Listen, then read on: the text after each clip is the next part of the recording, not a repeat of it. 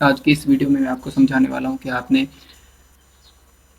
Local database कैसे create करनी है विजुअल स्टूडियो के अंदर और लोकल डेटाबेस के अंदर आपने टेबल कैसे क्रिएट करना है। तो बिना टाइम वेस्ट किए वीडियो को स्टार्ट करते हैं।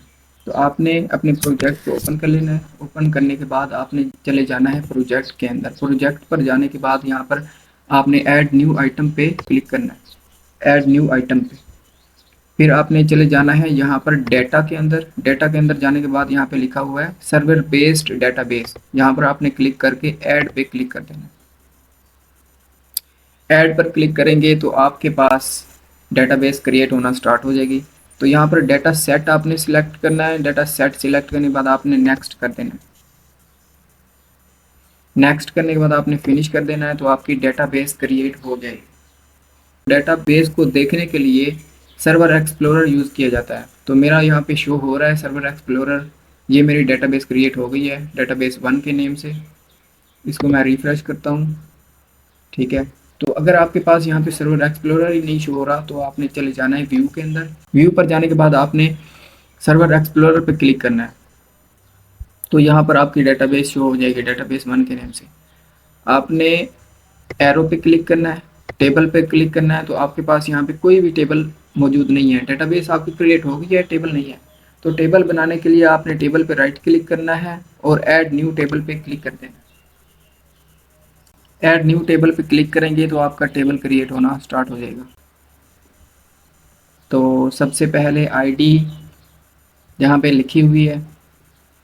तो बाकी कॉलम्स मैं बना लेता हूँ। यहाँ पे जो आपके फॉर्म के अंदर यहाँ पे कॉलम के नेम है वही आपने यहाँ पर डेटाबेस के अंदर उतने ही कॉलम बनाने हैं, उसी नेम से बनाने हैं। जैसे यहाँ पे लिखा हुआ है ना नेम, ईमेल, पासवर्ड, तो इसी नेम से मैंने यहाँ पर कॉलम बनाने हैं। तो आपने भी ऐसे ही करना है और लोअर केस में बनाने हैं ताकि आप जब डाटा को इंसर्ट करेंगे, अपडेट करेंगे, डिलीट करेंगे तो आपको कोई भी इशू नहीं होना चाहिए।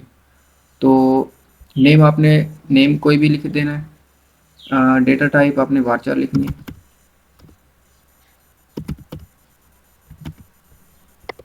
अलाउ नल आपने अनचेक कर देना है। दूसरे कॉलम का नेम लिखना है, डेटा टाइप वार्चर, अनचेक कर देना है। तो यहाँ पर आपने नीचे आ ये लिखा हुआ ना टेबल, आपने यहाँ पर लिख देना है स्टूडेंट, या आप जो भी टेबल बना रहे हैं उसका नेम आपने लिख देना है। मैं यहाँ पे स्टूडेंट के नेम से टेबल बना रहा हूँ तो मैंने यहाँ पे स्टूडेंट लिखा। और कॉलम के नेम लिखने के बाद, डेटा टाइप लिखने के बाद, अलाउ नल अनचेक करने के बाद आपने यहाँ पर ऊपर जाके अपडेट पर क्लिक करना है। अपडेट डेटाबेस पे आपने क्लिक किया तो डेटाबेस टेबल आपके पास क्रिएट हो गया है। टेबल कैसे हमें दिखाई देगा कि हमारे पास टेबल क्रिएट हुआ कि नहीं हुआ?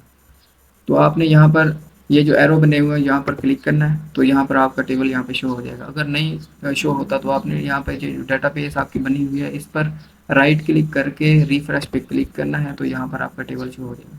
अब टेबल पे मैं राइट क्लिक करता हूँ और इसके ओपन डेफिनेशन से ये हमें कॉलम दिखाई देंगे कि कौन कौन से कॉलम है। और इस पर राइट क्लिक करके शो टेबल डेटा पे मैं क्लिक करूंगा तो यहाँ पर शो हो जाएगा कि टेबल के अंदर कौन कौन सा डेटा मौजूद है। इस वक्त हमारे पास कोई भी डेटा मौजूद नहीं है। तो नेक्स्ट वीडियो में मैं डाटा को इंसर्ट करवाने वाला हूँ। तो आपने वीडियो को स्किप नहीं करना, नेक्स्ट वीडियो को उसे ज़रूर देखना है। तो थैंक यू वेरी मच।